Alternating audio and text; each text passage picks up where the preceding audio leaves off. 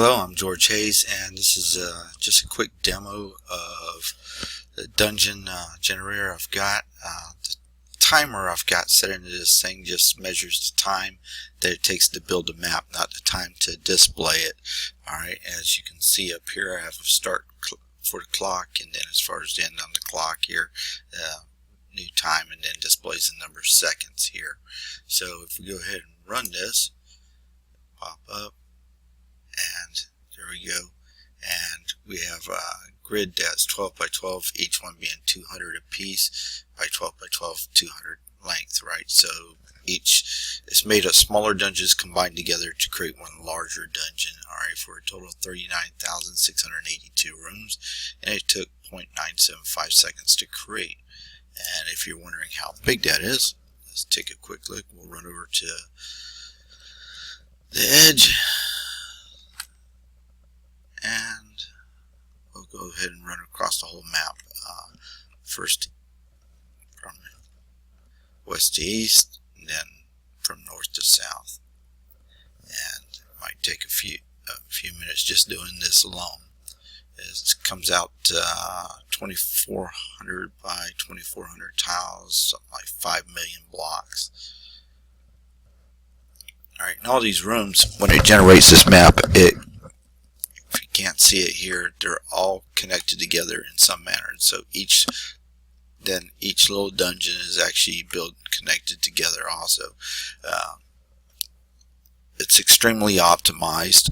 As you can see, the rooms are not exactly on any particular level where it is, and well, if you try and just set down 40,000 rooms in a given space, you're never ever going to do it. You're not going to be able to sit there and do 200 rooms or 300 rooms in a small given space or anything like that. About the time you get to about 30%, you're usually having more collisions than you are putting down stuff, and so it slows down extremely. So I had to come up with a way to sit there and put it down. Then I had to come up with a way to path all these things together and make sure it came out like a dungeon path. And there's occasionally things like that where you have one, room connecting into another by the wall being on top of each other and stuff like that. So there's a few minor bugs, but in general the thing's very well done. Then as far as with the pathing also, if you just try to connect 40,000 rooms, and here to the end, we can start going down, you're going to run into an issue once you start getting several thousand rooms and all.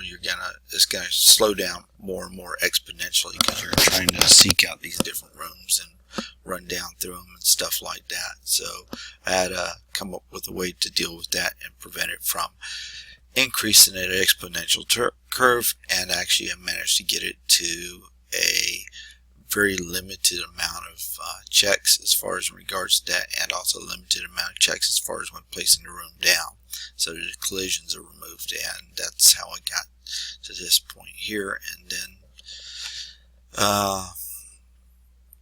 besides figuring out a means to get the pathing system as far as done, as you can see here, not every block is connected to each other. In fact, each block system as far as a room, the 200 by 200, is actually joined together by another overlay of the path system I built into it. And arrows are kind of indicative as far as the path in which the rooms were laid down, showing that, like this room here was chosen, then it went out to this one, this one, this one, and from this way to this direction. So there's all sorts of stuff as far as in regards to how the path system works. Anyway, let's keep going back this direction. Actually, we're supposed to be going down, weren't we? My apologies. Run back over to this edge. And here we are, still going down. And as you can see, it's a lot of space. And I'd say it's not terrible for getting it under 1 second completed.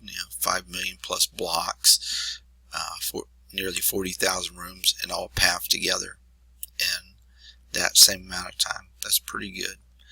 And Yeah, it'll slow down some when I start adding in like furniture, items, monsters, stuff like that.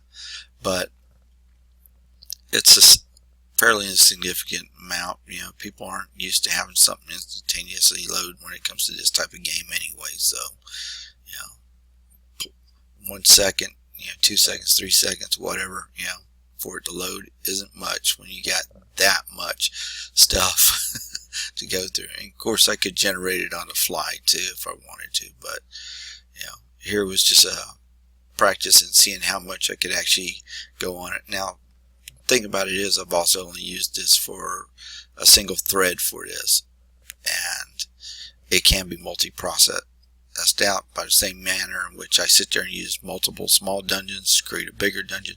I could take this large dungeon and do it per each thread, and combine them together at the end also, and that would give me even more. And so I figure it's not too bad. And anyway, that concludes what I was talking about as far as how large this thing is. So 39,682 rooms in 0.975 seconds. We'll run it again. Occasionally I actually do have a glitch where there's probably a memory fault or something that I need to correct, like now. So let's restart this. Or it's looking for a solution to a particular random room or something like that. And here we go again. Wow, twice in a row. Alright, so here we are. That's another 39,693 rooms in 0.988 seconds. Hit it one more time. Hopefully don't get another error. There we go. 39,000.979 seconds. It's not too bad. Anyway, so I still got some minor bugs to deal with in it, and I'm going to be taking care of that before I go on to finish it out.